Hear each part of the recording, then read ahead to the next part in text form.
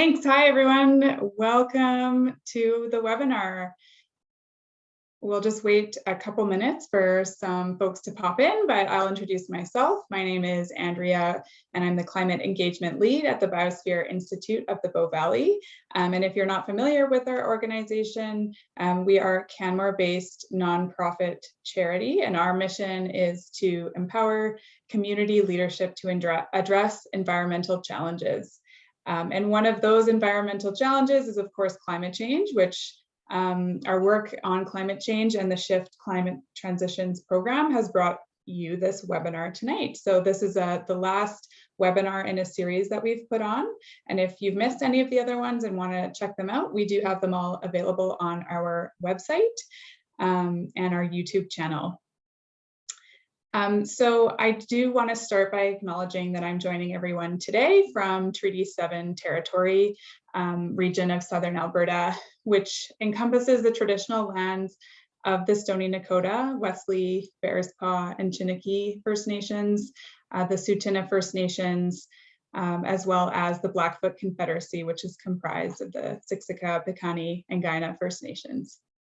This territory is also home to the Métis Nation of Alberta, Region 3, within the historical Northwest Métis homeland. I'd like to sort of extend that acknowledgement as well to an invitation to you to consider today. With our topic about electric vehicles, our speaker today will be discussing the materials that it takes to build and indeed run our vehicles, whether they're gas or electric. And those materials do come from the land, and they do come from Indigenous land, whether it's here in Alberta, elsewhere in Canada, or somewhere else in the world. So I'll just invite you to reflect on that. I do want to share a poll and find out where our audience is from today. So I'm just going to pop that up on the screen here.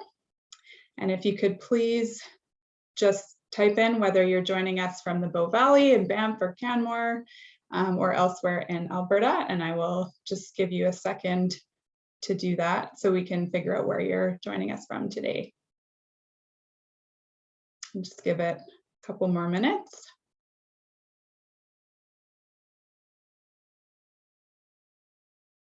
Looks like we have most people have joined us from elsewhere in Alberta. We do have a number of folks joining from Canmore today, and a couple from elsewhere in Canada, so and even one international. So thanks for joining us from wherever you're from today. Before I introduce our speaker, I did want to also just take a moment to share another couple events that we have coming up. So we have an electric vehicle expo coming to Canmore on May 28th at Elevation Place. There's no registration, it's free, just show up between 10 a.m. and 4 p.m. There will be exhibitors such as local businesses, you'll see some e-bikes and get to demo one, there will be electric motorcycles, climate advocates, and as well, we have electric vehicle owners that will be really happy to talk to you about their experiences owning an electric vehicle. So definitely check that out.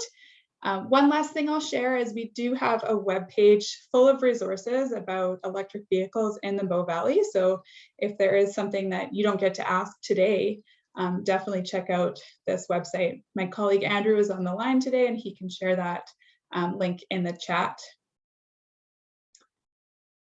Just wanted to point out that we do have opportunity to ask our speaker some questions today. So there's a Q&A box, enter your question in there, and we'll get to all the questions after the presentation. All right, I will introduce our speaker today. So William York has served on the board of directors of the Electric Vehicle Association of Alberta since 2017. He has a degree in electrical engineering and has worked in the electric utility industry for nearly a decade, and is currently working as an electric vehicle specialist for ATCO Electric. Throughout his career, William has installed nearly half of the EV fast charging infrastructure in the province of Alberta. William, I'll let you take it from here. Thank you. Thank you for that introduction.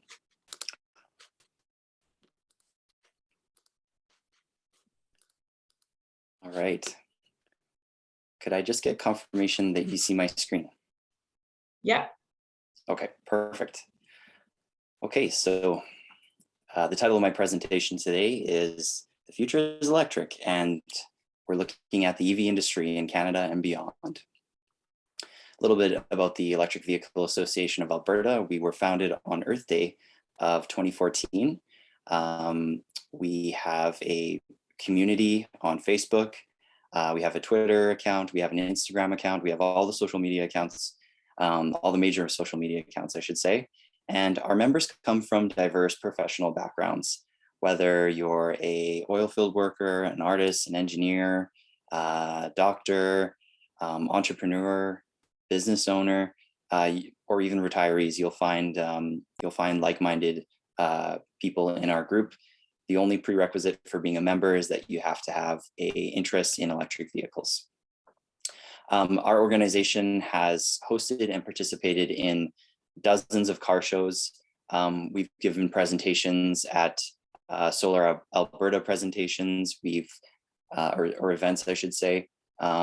We've been in the Globe and Mail, the National Post, CBC, CTV. We've been on the radio, on television.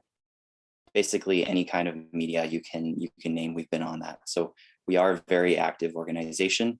You should check out our website, albertaev.ca. And if you would like to join our Facebook group and discuss have conversations with actual EV owners in Alberta to know what it's like. Andrea gave such a great introduction. I can't really say much more other than the fact that I've driven now about 75,000 kilometers in my electric vehicle that I've owned since 2018. This is the vehicle. So it's a Tesla Model 3 long range rear wheel drive from 2018. It has a 75 kilowatt hour battery, goes 525 kilometers per charge. It's fast. It does 0 to 60 or 0 to 100 kilometers per hour in 5 seconds. And like many electric vehicles, it comes with an 8-year battery and drivetrain warranty, 4-year bumper to bumper for normal things. Okay, so I wanted to start off this presentation by saying that there is no such thing as a free lunch. Anything we do as humans has a carbon footprint and could have a negative consequence on the environment. And I think when you look at electric vehicles and the supply chain of electric vehicles, you really need to accept that it's still an evil, but it's a far lesser evil than the traditional system that we have in place. So this is a brief history of electric vehicles. Believe it or not, the first electric vehicle was actually invented in the late 1800s, early 1900s, and it was very popular. 1/3 of vehicles in New York were electric. And just 20 years later, gasoline cars overtook electric vehicles because they had more range and more power. And that pretty much killed the electric vehicle till the early 2000s, 1996, GM comes up with the EV1. And honestly, if they stuck with it, we could have been accelerated by potentially a good decade in electric vehicle technology had they stuck with it. There's a great documentary called Who Killed the Electric Car? And it kind of gets more into this. It's the reason why a lot of EV owners will not buy a General Motors vehicle. So it's a really interesting and polarizing documentary. But nonetheless, in the mid 2000s to early 2010s, we see some really good progress. The Tesla Model S, the Nissan Leaf, and this is really, I think, the proper birth of the electric vehicle industry. So I call this the modern electric vehicle era. And beyond today, we are going to see just prodigious increase in the availability of electric vehicle models and the quantities of those models.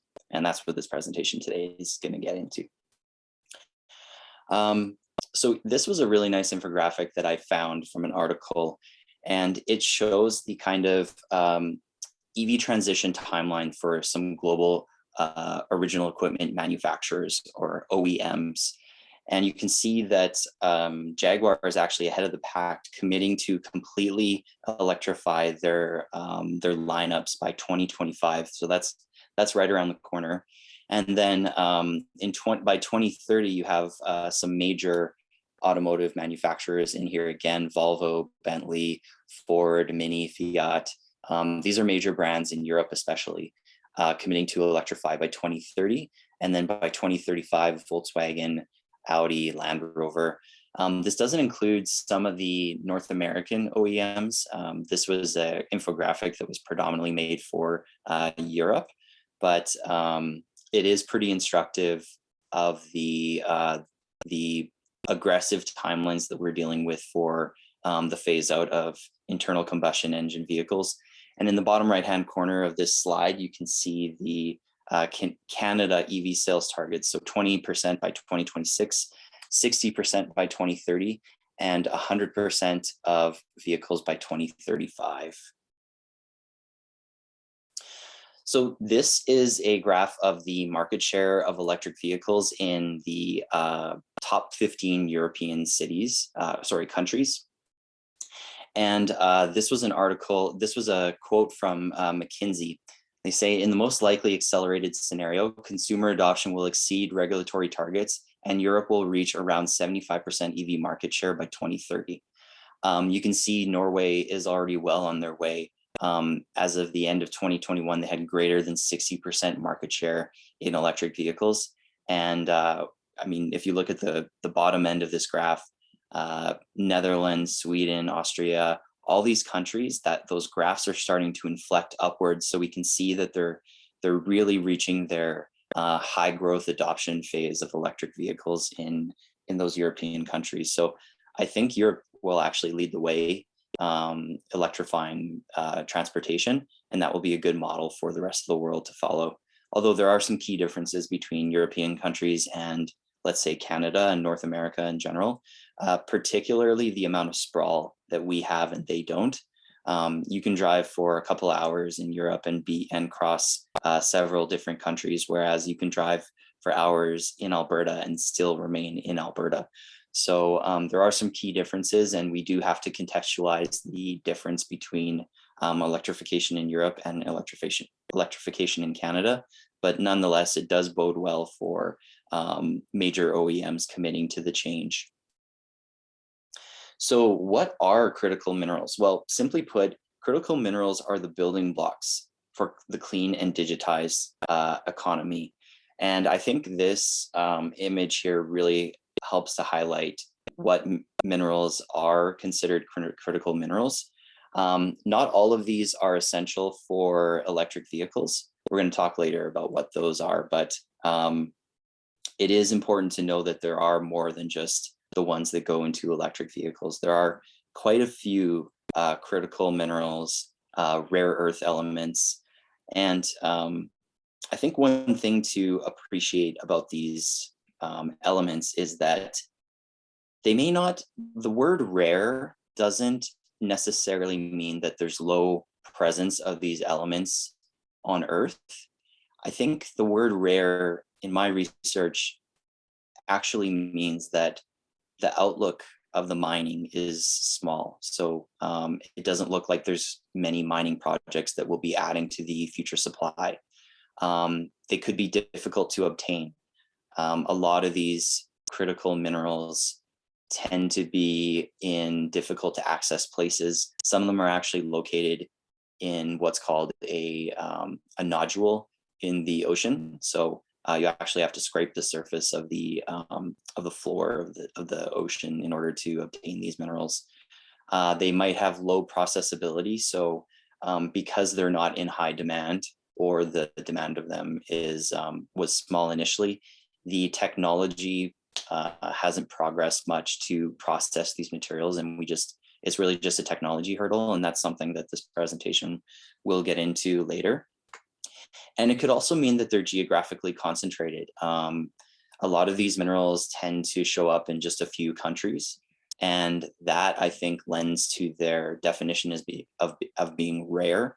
But I don't think they're rare in the sense that they have there's not much on Earth. There's actually quite a lot of these elements on Earth. Lithium, for example, is one of the most ubiquitous elements on Earth.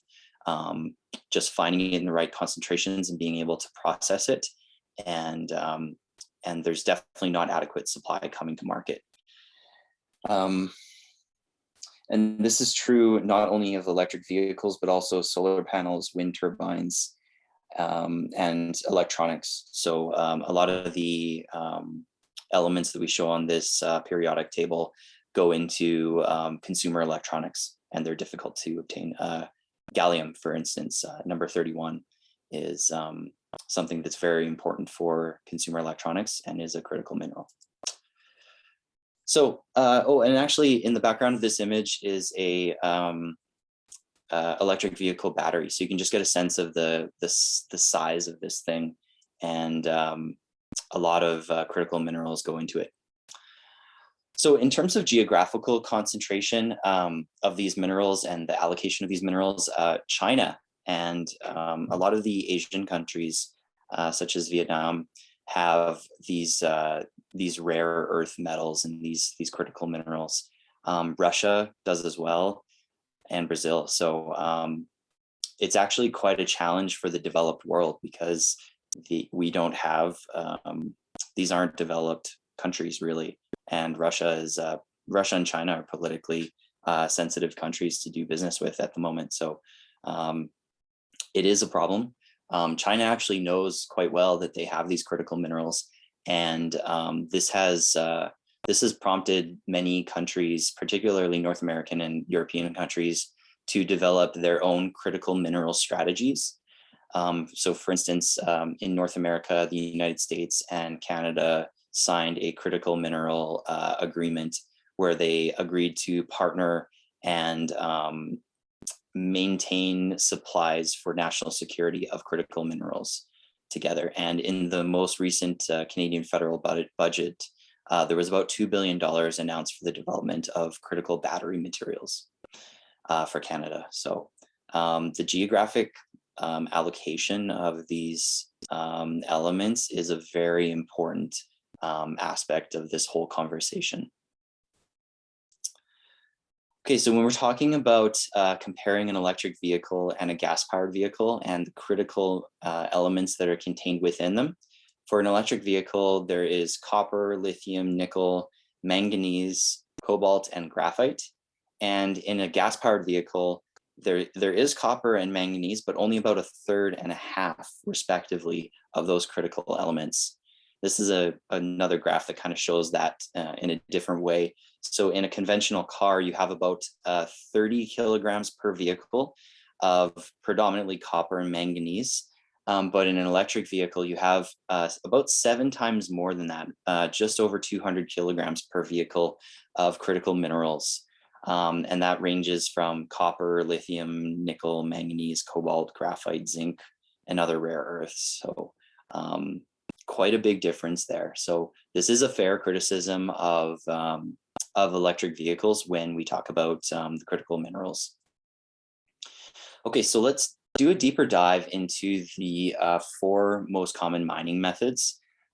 So there is the underground mining method, where you're dealing with a very hard rock, and it's not possible to do surface open pit mining. So they literally need to blast holes into this rock and to access the highly concentrated material that the company is after. So next to that, you have surface mining. So this is our conventional mining. Open pit mining is what's shown there. So literally you're just dealing with soft material that can be dug above ground, and you just keep digging deeper and deeper and extracting the material that you need. Doesn't look great, and I know this is a common criticism of the electric vehicle supply chain, that the additional need for copper and other critical minerals will scour the earth.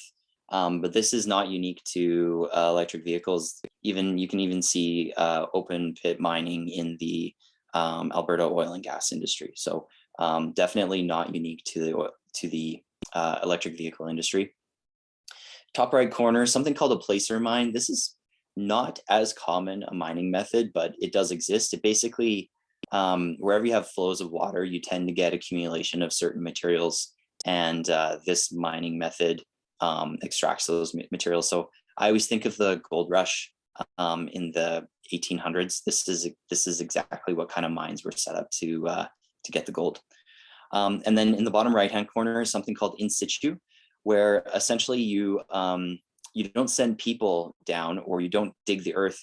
You basically send piping systems down into the earth, and you inject something, whether it's a chemical or steam or heat or electricity, and this ends up melting or dissolving or liquefying the material that you need, and you can then suck that up and process it, and that's how you mine it. So this is a breakdown of how these elements that go into an electric vehicle battery and an electric vehicle motor are commonly mined. So copper is a combination really of underground, surface, and in situ. Same with lithium, except for the underground portion. And then the rest are predominantly a combination of the three, with an exception of graphite. So why lithium for electric vehicle batteries? Well, this gets a little bit into chemistry, but lithium is atomic mass number 3. It's number 3 on the periodic table of elements. So it only has 3 protons and 3 neutrons. And that means that it is a very light atom. And it also has a very low, what's called electronegativity, which means that it has a low affinity for electrons. So it doesn't commonly attract electrons. You can see on this atomic model on the upper left-hand corner of the slide, the common state for lithium is to have these two electrons closest to the nucleus, and then one electron just hanging out by itself in an outer orbital. And this is a pretty unstable state for that electron that's just hanging out itself in that orbital.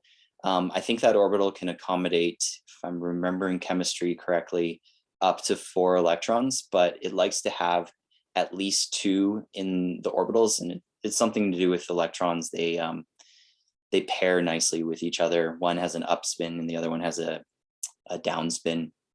But this means that lithium basically becomes an ion very quickly, and you can see that in the image to the right of the atomic model for the lithium atom. So that's its ionic state, where it has 3 protons but only 2 electrons. So its overall state is a positive charge.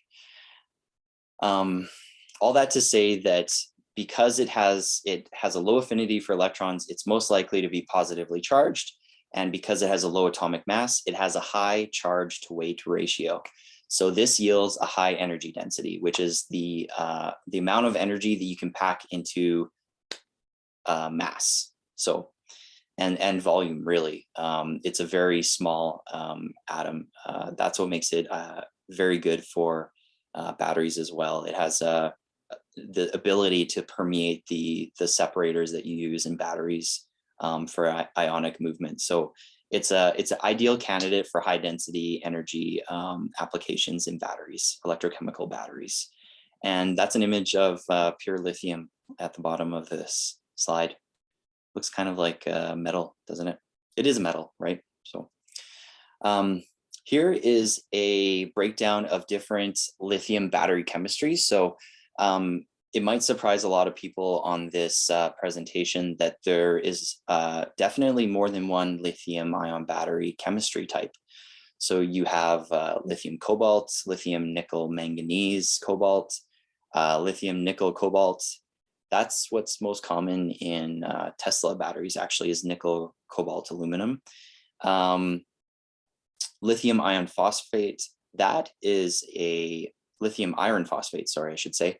That is common, becoming more common right now because of the nickel shortage and the ethical problems with ethical sourcing of cobalt in the world. So many manufacturers are actually pivoting to lithium iron phosphate batteries to deal with the nickel shortages and the human rights concerns with cobalt.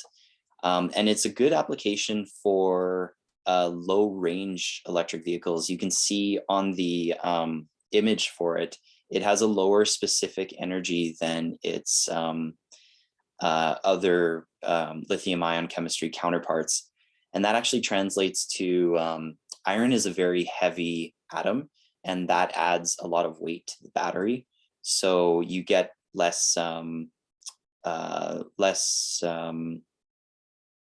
charge to mass ratio. So yeah, you'll see this in like lower range EVs that are coming to market, it's a good thing. There's an EV for every application is what I like to say.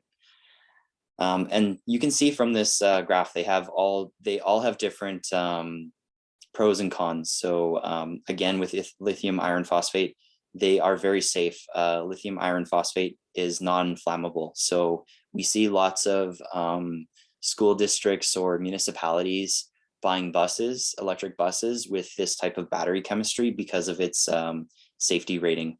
And I won't say that that's a justified decision. Of electric vehicle, if you've attended my previous discussions, is it's more than 10 times less likely to combust than a gas-powered vehicle. So I'm not saying their concerns are unfounded, but it definitely seems like a little bit of an overreaction to insist that your EV is a lithium iron phosphate battery. Okay, so where is lithium? Remember, I was talking earlier in this presentation about the geographic concentration of these elements. Well, there is definitely this at play with lithium. So right at this very moment, Chile has about 9.2 million tons, 48.5% of the global reserves of lithium. Australia comes in with 24.8%, and then you have Argentina, China, US, Zimbabwe, and the rest of the world. So there are definitely some geographic, like South America was very blessed with lithium reserves for whatever reason. And we're going to see some really cool pictures from that part of the world in just a few slides. So this is an aerial image of a lithium mine in Chile. It's called a salar. So basically this is a kind of a combination of an in situ and a surface mining operation. Essentially, Chile has, and Argentina, they have lithium enriched brine water that's subsurface, so it's below ground. And what they do is they pump it into these fields, and these fields are just massively wide and long, and very, very thin. There's not much thickness there, like they're like an inch or two thick, I believe. And what they do is they just flatten out the lithium brine as much as possible, and they let the sun dry out the water content, and then they literally just kind of scrape it up like this into little piles, and then put it on trucks and haul it away and to where it can be refined, because it still has a bunch of contaminants in it. Like this looks a lot different than the elemental lithium that we saw just a few slides ago here. I actually find these salars kind of beautiful, but they are an environmental concern. So number one, it does get rid of some of the fresh water in the area, so that has ecological impacts.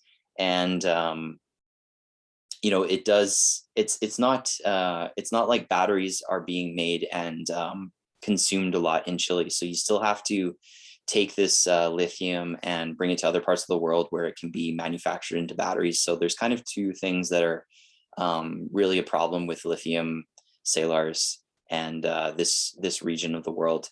And I think there are ethical concerns about how much these workers are being compensated for their work and their health and safety and social governance records. But on the whole, it's not too bad from a environmental perspective in terms of GHGs. You let the sun do most of the work, so it's not very energy intensive. So it doesn't have a huge carbon footprint. And this brings me to Alberta. So believe it or not, Alberta has the 7th largest known reserve of lithium in the world. And what's funny is that this is so unknown that you'll recall in this slide, Canada doesn't even show up here. The the publishers of this article didn't even know about this reserve. That's how surprising it is that Alberta is on the map for this kind of thing. So the Leduc Reservoir, which in 1947 was where oil was first discovered in our province, has been tapped dry from oil pretty much. It's no longer a performing aquifer for oil extraction, but what has been left in that aquifer is a bunch of water that's lithium enriched. It's called brine. And it's about 45 kilometers long, and it's a couple Burj Khalifas underneath the surface. So it's about, the middle of it looks like it's about 1,500 meters below the surface. And so when you're driving from Edmonton to Calgary, you're literally driving through the 7th largest known reserve of lithium in the world. And there's a company that is actively working to extract this lithium using in situ methods. So essentially how it works is they have these production wells that suck up the lithium, and then they suck up the brine and remove the lithium, and then ship the fresh water to an injection well that's 15 kilometers away. And this injection well puts that fresh water back into the aquifer, and that creates a pressure gradient that further pushes more lithium brine towards the production wells. And then they have a central processing facility in the future. If this truly works out, you'll see battery production right on the tail end of this this facility that's producing high grade lithium, battery grade lithium hydroxide and lithium carbonate. So this is a diagram of the process. Essentially, it works like the way the CEO explains it is that it works like a water softener in your home. So they have a column.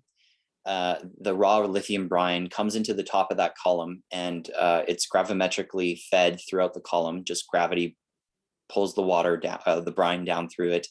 And within that column are these little beads that have a high affinity for lithium ions and not an affinity for anything else. So it selectively chooses the lithium ions, and it acts like a chemical filter. And then once the process is done, they just wash the lithium off the beads, and they can reuse those beads again and again and again, not infinitely long, but for a long period of time. And that's how lithium could be produced in high-grade lithium could be produced in Alberta. So they've identified a couple different resource areas that they're going to be extracting lithium from. And they have quite a permit area. You can see it's quite long, and they anticipate commercial production by 2025 or 2026. This year they'll be doing what's called M&I, which is measured and indicated reserves.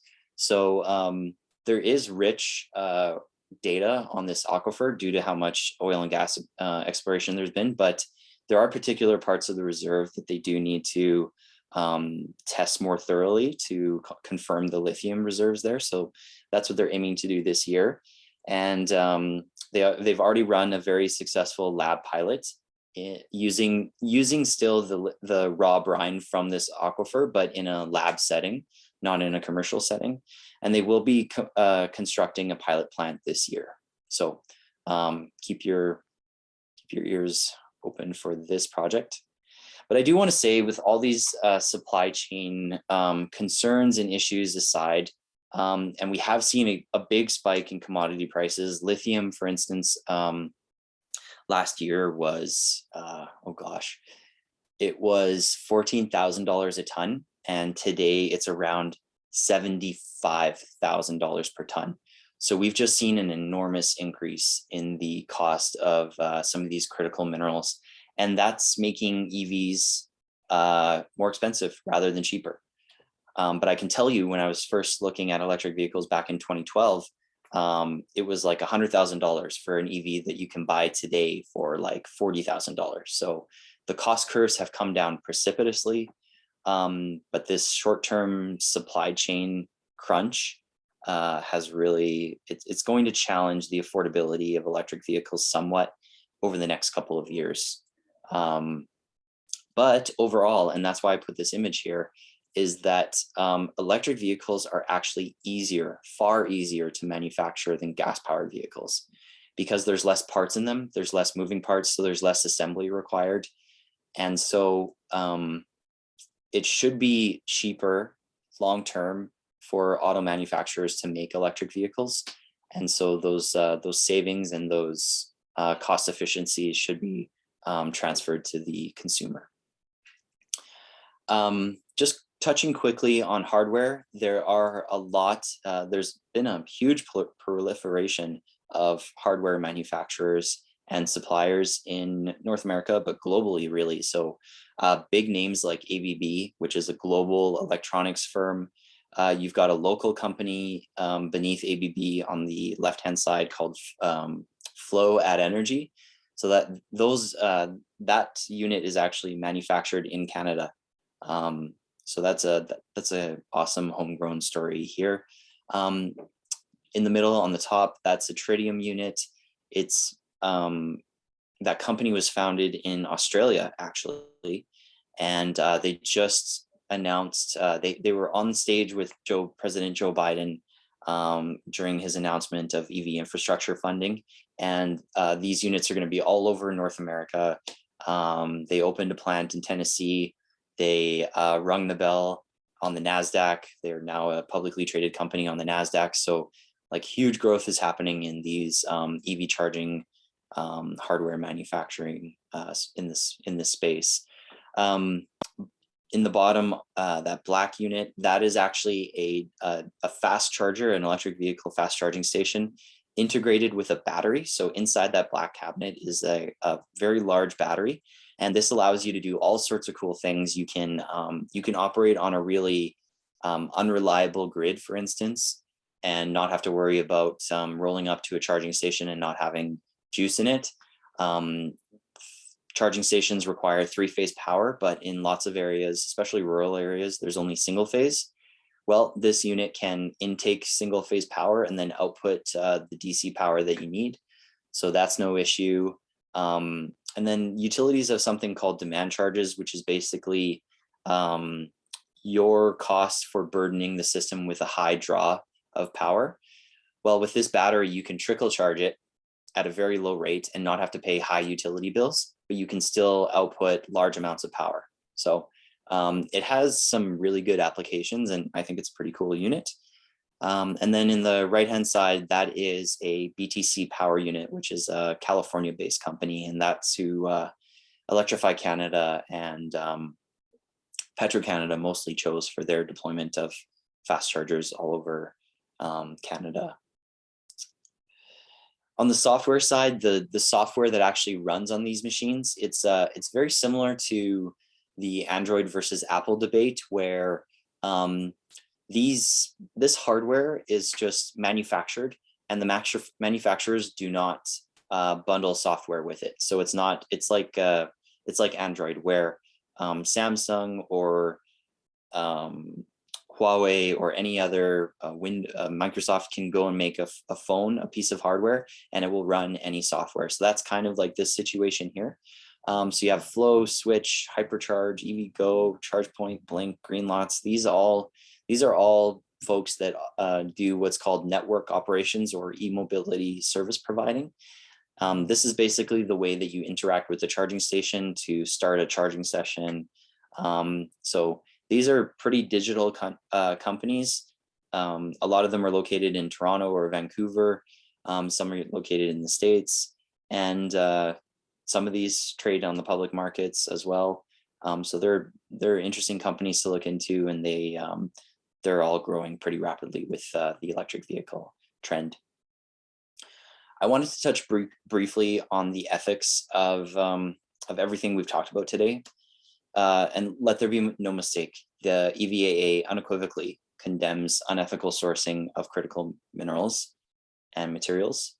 I will say that the globalization of supply chains has become so convoluted that it can be impossible for companies that are trying to do the right thing and ultimately get ethically produced good to actually achieve that. And EVs are not alone. There is evidence of ethical breaches in the supply chain for almost every type of good, whether it's chocolates, which is shown in the middle image here, to textiles, the image shown in the bottom of this slide. Electronics, Foxconn, the way Huawei electronics, Apple electronics have been made, there's been criticisms of the ethical breaches in those supply chains. Coffee beans, furniture, cosmetics, meat and poultry, like really no supply chain is exempt from this really tragic phenomenon. Basically, any good that relies on an international supply chain is at risk. And in our view, the answer is it's not to not buy an electric vehicle. It's to have governments enforce regulation on these industries, to enforce sanctions on countries that allow this to go on, and for there to be penalties for both and enforcement of ethics in supply chains. Touching really quickly on recycling, you'll be pleased to hear that there are companies that are successfully recovering up to 95% of battery material. So the lithium, the nickel, the cobalt, all that stuff, up to 95% of it can be recovered. And we need three things for a thriving recycling industry. First, we need a volume. So if you're thinking about it and you're one of these companies that operates a factory that recycles batteries, you need a consistent volume of battery material that needs to be recycled in order to run 5 days a week, 52 weeks a year, 365 days a year, shifts at that factory. You can't just get a delivery of 10 batteries, process it in a week, and then sit on your hands for months waiting for the next shipment. So there needs to be enough consumers buying electric vehicles and creating within their lifespan at the end of life, consistent supply of battery material for recycling. So we need time. The first EVs, like I said, the modern era of electric vehicles started really around 2010. And the average lifespan of a vehicle in North America is about 10 to 15 years. So we don't really have, like, these vehicles that are being purchased, these electric vehicles, there's either a low amount of them and or they aren't ready for retirement yet. So how can you run a successful recycling company? And price. So we need the price of the raw material to exceed the price of recycling it. And that's true today. Like I said, lithium was $14,000 in 2021, and today it is $75,000 per ton. So it is definitely economical to run a recycling business in the lithium ion battery space. And we're seeing evidence of that. Lithium and Li-Cycle are companies that we didn't really, that weren't around years ago. And new recycling companies are being birthed every year. So this is looking like it's going to be a thriving industry. And that is all I have for folks today. So I guess we'll take questions now. Great. I'll just say thank you so much. That was so informative. And I certainly have quite a few questions. So while we wait for some of those to trickle in, I might ask one of my own, if that's okay. So, I mean, one thing I was thinking about with all of this sort of talk about supply chain was, you know, most people think about electric vehicles in terms of their personal car, but there's also talk of buses and larger vehicles getting electric as well. And so what are the batteries like for that, and how much material do they need? And are we considering that when we're talking about how much minerals we might need in the future to electrify?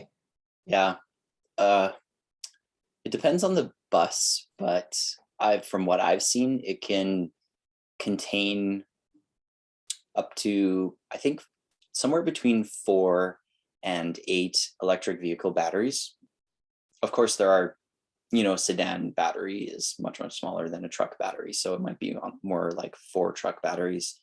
But yeah, they are bigger batteries, so they do require more material. But I guess one flip side of that that argument is how many vehicles a bus takes off the road. So I think I've seen research that says that a bus can take as many as like 20 or 40 vehicles off the road. So if you look at the amount of EVs required, EV cars to make a bus, but how many cars a bus will take off the road, I think the math works out there in favor of public transit. Yeah, awesome. I will just invite you to stop sharing your screen maybe so we can see yeah. you a little bigger. And we do have some questions coming in. So let's see here. Well, this is not necessarily related to the topics we chatted about, but I will just ask it because it was one of our first questions. Someone is wondering when we can expect to get fast charging along the Yellowhead. I'm just wondering if you know anything about that. Along the Yellowhead. So let me think about it. I'm just trying to think what communities I know of that are along the Yellowhead that might be in contention for a fast charger. Yeah, and I guess this question really speaks to, there's really real demand out there, but then there maybe the infrastructure in some areas is just not yet supportive. Yeah, so Yellowhead is Highway 16, and there is Edmonton, Vegreville, Lloydminster, Battleford, Edson, and Jasper all have fast chargers. So there's actually pretty decent coverage. If you drive a non-Tesla vehicle, the fast chargers there are on the slower side. But if you drive a Tesla, it's actually pretty quick. So depends on what kind of EV you're looking at getting. You should go to www.plugshare.com to look at the existing infrastructure in Alberta. But Yeah. it's not too bad along the Yellowhead. Nice. Okay, so our next question is, what is the lifespan of a battery in an electric car, and what does the owner do when the battery wears out? Yeah. And maybe that you talked about recycling, but just expand on that. For sure. So early EVs, I think people were seeing more episodic failure. And that's the way an EV battery is really going to fail. It's not going to fail a couple years into ownership. It's going to fail within the first couple of weeks or months of ownership. That's typical for electronics. It's called the bathtub curve. So if you think of what a bathtub looks like and you look at a curve that has probability of failure on the y-axis and time on the x-axis, it makes like a bathtub like this. So the probability of failure is high in the early bit of a battery's life cycle, or in any electrical component's life cycle. And then if it doesn't fail there, it is very, very unlikely to fail until it gets to the end of its life cycle. And for early 2010, 2011 EVs, I think you could say that they were going to see, 10, 12 years of lifespan. But with modern EVs, I mean, we're seeing them being rated for 500,000 miles before replacement. So I think with modern EVs, you're going to basically see the battery outlive the body.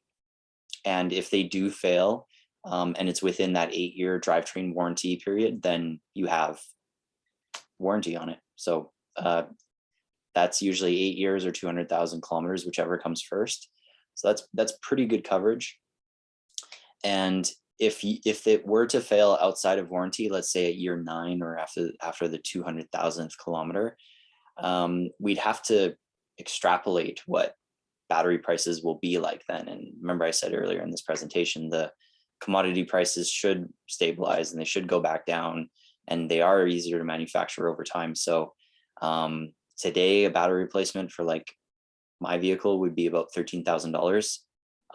So I'd equate that to like an engine or transmission failure and complete rebuild on a gas-powered vehicle. Like, they're not very likely, and by that time your vehicle probably isn't worth much, so it's probably not worth doing. But there's definitely going to be some residual value in that battery. Like it's not like an engine block where all it is like aluminum and a couple other metals that are pretty cheap. Like, the battery elements should be worth quite a bit, enough that you'll get some salvage credit for that vehicle too. So kind of a long-winded and very vague answer, but there's lots of considerations to make. I think Yeah. Oh, great. Yeah. And I think with any of these things, like the answers are often really nuanced. So I appreciate that. Someone's asking that they've heard that a lot of charging stations are broken and want to know if that's true. So that website that I quoted earlier, PlugShare, it does report the status of charging stations as well as their reviews left by people that have tried to use them or have used them successfully. So usually if you have a bad experience at a fast charging station, you'll enter it into PlugShare. So Petro-Canada has experienced some, they use the BTC power units, and I don't think BTC had the best reliability metrics of all manufacturers, but flow chargers have quite good reliability. Having said that, I know that ACCO does, who I work for, we do have a fast charger that's kind of finicky right now in Tabor. So we lowered the charging rate from $20 per hour to $5 per hour to kind of help people with the inconvenience. But yeah, the reliability could be improved, of course. I think it's kind of a chicken and egg scenario where these owner operators aren't investing a lot in the redundancy by having lots of fast chargers. Usually they put one or two in because there's not many EV drivers out there right now. So it's a economic formula that they're dealing with. So I think once there's more drivers, you're going to see much more redundancy at these sites and much better reliability. So it's a problem. It's a short-term problem. I think it's not a long-term problem. Yeah, great. Okay, our another question came in. So a supply of EVs, of course, seems to be an issue.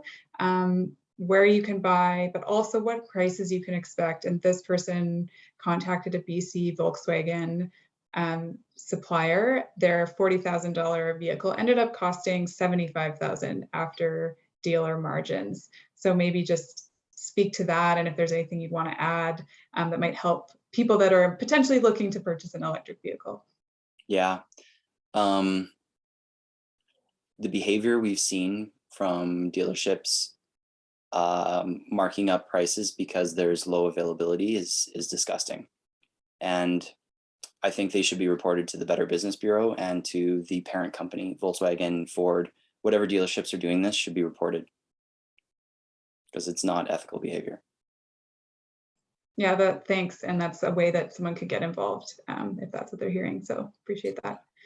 I'm not sure what this exactly means, but maybe you do. So if you do, please explain it. So what has been the rollout of Tesla's auto bidder and its energy delivery to the grid? Where is this being done? So I'm not sure what that means, but I'm wondering if you do. For like utility scale batteries? Well, I don't know. I don't know exactly if they're using it, but I know TransAlta has a wind installation in Pincher Creek coupled with a Tesla utility scale battery pack. And I can almost guarantee they're doing price arbitrage on the power market. But it's a little bit outside the scope of this discussion. So I think we'll just leave it there at that. And if that person wants to follow up with us, just email info@albertaev.ca and we'll chat about it further. Perfect. And we'll put that in the chat as well so people can email. So going back to earlier in your presentation, you were talking about different countries and where they are. Right at the beginning, you were mentioning Europe and Norway. And so why is Norway so far ahead with EV purchases? So yeah, Norway is such a cool country because they're famous for oil and gas, actually. Statoil is located in Norway, and they've become very good, the Norwegians, at extracting oil from oceanic reserves, and they use that money they put into trusts.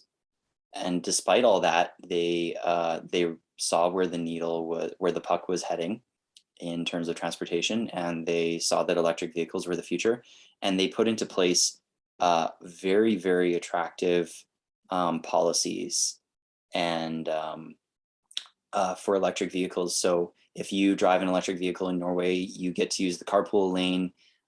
You get, I don't think you have to do vehicle registrations. There's just all sorts of economic incentives and social incentives to drive an electric vehicle in Norway. And for whatever reason, and I think it's a small country too, so they don't have that sprawl problem, the infrastructure problem, as much as we do, but it's just caused a precipitous growth in electric vehicle adoption there. So a lot of policy decisions, basically.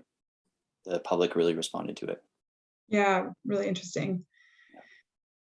Yeah, so a question from earlier, I will ask, I guess maybe to sum it up, tell us a little more about the future of battery technology. And again, I'm not exactly sure what this means, but is solid state a thing? Future solid state? Yeah, there's always, so if you follow like publications like IEEE or MIT journals, there's always, it seems like every other week or every other month, there's some breakthrough in battery technology, and future battery chemistries are all the rage. They're always being talked about, like salt batteries and solid state batteries, and just like there's all these holy grails of batteries, but they always have, like, they always do one great at one thing. Remember the spider web graphs I was showing earlier with lithium ion chemistries? They always like are spectacular at one thing, but then you can't make enough of them. Like the processability or the manufacturability of this battery that's been produced in a lab just isn't there, or it hasn't been effectively de-risked for any kind of manufacturer to have the appetite for it.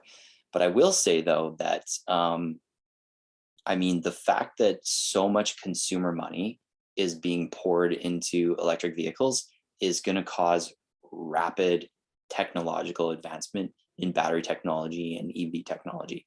Just like we saw with, if we take a step back to 2007, think about the state of electronics when you walked into a Best Buy or a Future Shop before the iPhone, right? There weren't home cameras that were easily accessible. There weren't drones. The GoPro didn't exist.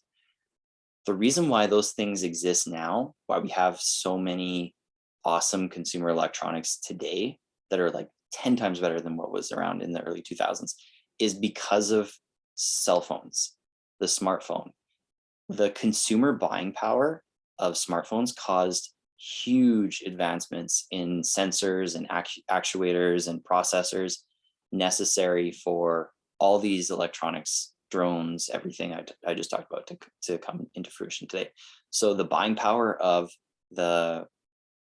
society is going to drive, I think, huge leaps and bounds in battery technology. I don't know what they're going to be. I'm not a materials engineer. I do not have a PhD. I'm as far removed from those people as possible, but I think the money necessary for the R&D is going to be there, and things are going to happen. So lithium ion, that's a good point.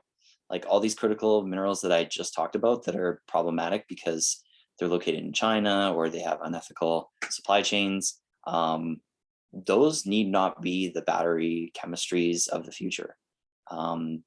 Lithium could just be a bridging technology to something better.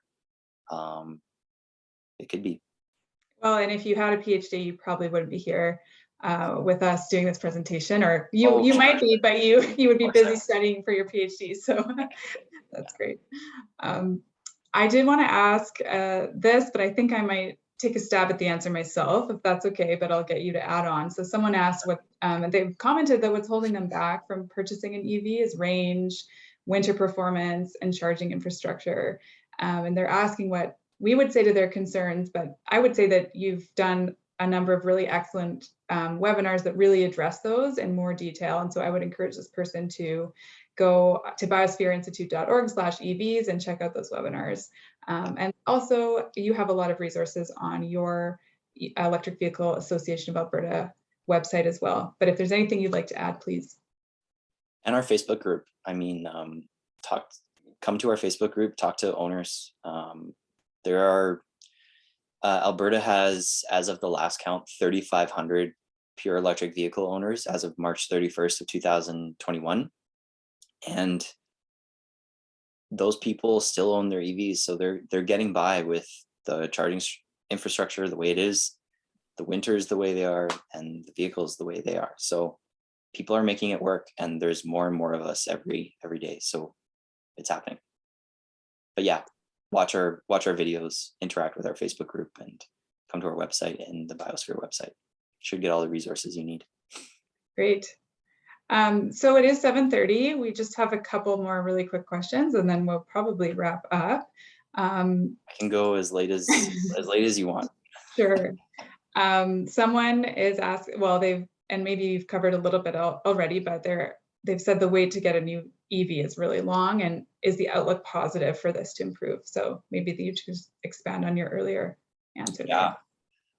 Oh yeah, for sure. So you're seeing, it's so cool what's happening. So, all right, so you've got miners, you've got battery makers, and you've got the vehicle manufacturers.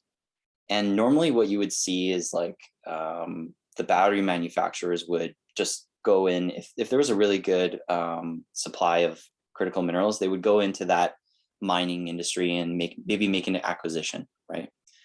Okay, that makes sense. What's happening now is that these automakers are so scared of their supply chain, they're reaching over the battery manufacturers and going directly into the mining industry and making strategic investments, making acquisitions to ensure the adequacy of their supply of batteries. And that is causing huge valuations in critical mining companies. Lots of investment, lots of capital is flowing into that industry. So the problem with the mining industry, though, is that some of the projects can be very long cycle. Like it can take, we know in Alberta there was lots of opposition to the coal mines in the Bow Valley area, and I'm not saying for that it wasn't for good reason, but these are the types of things that mining companies need to contend with. So that makes them longer cycle projects. So we could see this supply chain problem last for quite a bit, a couple of years. Great. So we've all heard about Elon Musk in the news lately. Tesla has made him very rich. So this person is wondering if Teslas are overpriced, in your opinion.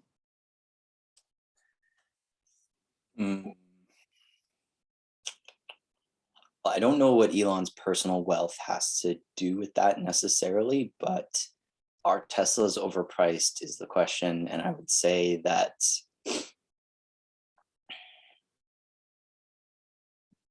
if you don't value performance, then they are, and you don't value the prospect of autopilot technology, then Teslas are very overpriced. But if you value the prospect of autopilot technology, then Teslas are probably adequately priced. And if you don't know what autopilot is, it's basically Tesla's proprietary autonomous vehicle hardware and software that comes in every Tesla that you buy. It's pretty game changing. So best answer for that question. Yeah, awesome. Thanks for taking that one on. Yeah, just one more question, and which is that 90% of Canada's population is within 100 kilometers of the US border. And so I think this was to your earlier point, are the rest of the areas doomed? Or is there some hope there? I love that question, because that's totally true, that so much of our population is close to the US border. No, there are voices in many levels of government for there to be better equity for rural.